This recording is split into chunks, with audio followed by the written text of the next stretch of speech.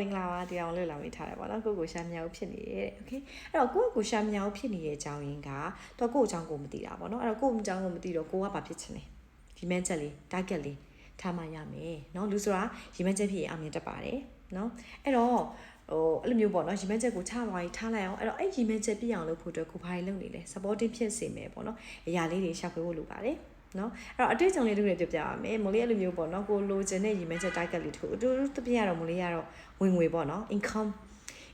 ကိုမိုးလေးကကိုလိုချင်တဲ့ပမာဏလေးပေါ့နော်လွန်ခဲ့တဲ့2နှစ်ကျော်3နှစ်လောက်က notebook လေးတစ်ခုမှမိုးလေးရေးခဲ့တယ်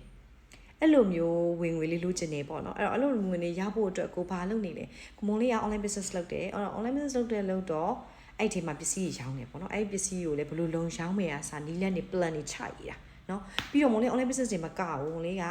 service ပေးလုပ်ငန်းလည်းလုပ်ပေးတယ်ပေါ့နော်အဲ့တော့အဲ့ service မှာလည်းကိုကဘယ်လောက်ရအောင်လဲအဲ့လိုမျိုးပေါ့နော်ချရေးတာကွာ plan နေချရေးတဲ့ချိန်မှာလေ3နှစ်ကျော်2နှစ်ကျော်3နှစ်လည်းရအောင်တကယ်ဖြစ်လာသည်လားအခုတနေ့မှအဲ့စာအုပ်ကလေးကိုမလေးကစာရေးပြီးသွားပြီပေါ့ပြည့်သွားပြီပေါ့လွှင့်ပြတော့မယ်လောက်တာအဲ့တော့ငါမရေးခဲ့လဲစိတ်ပြန်ဆုံးတဲ့ချိန်မှာလွန်ခဲ့တဲ့2နှစ်3နှစ်ကျော်ကပေါ့နော်လိုချင်တဲ့ပမာဏတိုင်းခုချိန်မှာဝင်ငွေရနေအရန်ကိုစွမ်းရှိရနော်တိလားအဲ့တော့ကိုလူကိုဘာလို့လိုချင်လဲချရေးပါ plan လုပ်ပါပြီးတော့ဘာလို့ဆောင်လဲလုပ်ငန်းစဉ်တွေ activities လုံးဝချရေးထားပါရှင်တကယ်ဖြစ်လာတာတိလားအဲ့တော့တော်တော်စွမ်းရှိရပေါ့နော်ကိုလက်ရင်းနဲ့ချရေးကအုံနောက်ကိုချက်ချင်းအလုပ်လုပ်ပြီးတော့တကယ်လက်တွေ့တွေမှာတကယ်ဖြစ်လာစေရပေါ့နော်အဲ့တော့လူစွာလေးရည်မှန်းချက်ရှိအောင်လုပ်ပါနော်ပြီးတော့နောက်တစ်ခုကလည်းလေကိုအကြောင်းကိုမုန်းလေးကနောက်တစ်ခုပါတည်လဲဆိုမုန်းလေးက luxury things တွေအရင်စိုက်တာ brand တွေဆိုအရင်စိုက်တယ်အသေးလေးစိုက်တာပြီးတော့နောက်တစ်ခုပါကြိုက်ဆို increase ကွာတိလားခုမှကြည့်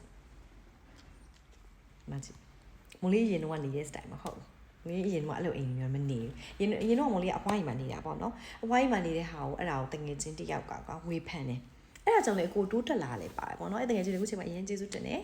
ဘာဖြစ်လို့ तू ကဘာဝေဖန်လဲဆိုတော့မလေးအဲ့တော့ကွာအဖွားကြီးမှနေရဲဆိုအဖွားဆိုတာရှီယိုးဆွဲရှိရဲသူတို့အရင်တော့ဆို sofa နဲ့ဒီလိုမနေဘူးဘာလို့ sofa အရန်ပူတယ်နေရဒီမှာဟုတ်တော့ဟုတ်တယ်တိလားဆိုဖာကထိုင်ရင်ပူတယ်ပေါ့အဲကုန်းခန်းတွေမှာဆင်ပြေမှာကွာအိမ်မှာအဲကုန်းရှိပါတယ်ဖွားအိမ်မှာဒါပေမဲ့ဟွာဟိုးရင်ကလေးက तू ကအဲ့လိုချိန်ကလထိုင်နဲ့ထိုင်နေတာ used to ဖြစ်နေရလीနော်အဲ့ဒါကိုတငယ်ချင်းကလာဝေဖန်တာကွာတိလားအဲပြောတယ်နေခီးတော့ကောင်းစားတွေသွားတယ်သိရမလားအိတ်ဒီတော့ brand တွေဝယ်ပြီးတော့အမေသူ့အိမ်ကျဆုပ်ပြတ်တက်နေတာကလထိုင်လေးဆိုဖာလေးအောင်မလဲနိုင်ဘူးဒါကိုအိမ်မှာမဟုတ်တာလीနော်အဟွားအိမ်ဖြစ်လို့ခုဆိုဒီမှာကြည့်ဆိုဖာတွေမကောက်ဘောလိုက်တင်လှလှလေးတောင်ပြလိုက်အောင်အကောင်းစားတွေဖြစ်သွားပြီ CCTV တောင်တက်ထားတာကိုအိမ်မှာအဲ့လိုမျိုးဆိုတော့ကွာတိလားပြပြတာပါလို့ဆိုတော့ရီမန်ချက်ရှိပါစေရီမန်ချက်ရှိရင်အောင်မြင်တတ်ပါတယ်ကိုချောင်းကိုသိပါစေ coach မောင်လေးပါ